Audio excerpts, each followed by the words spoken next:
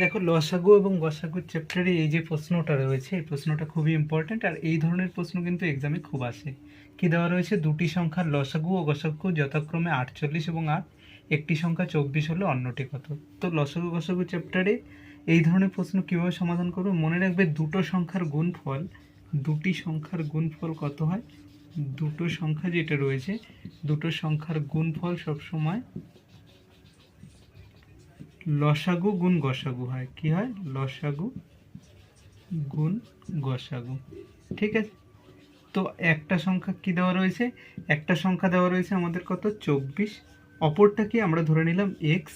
এই দুটোর গুণফল কি হবে? লসাগু গুণ গসাগু। লসাগু কত হয়ে যায় আমাদের? 48 গুণ আমাদের গসাগু কত হয়ে যায়? 8।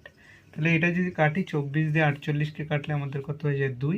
সুতরাং এক্স এর ভ্যালু কত হলো? 16। অপর সংখ্যাটা কত হয়ে যাবে? আমাদের 16 যেটা রয়েছে, এটা আমাদের অপর সংখ্যাটা হয়ে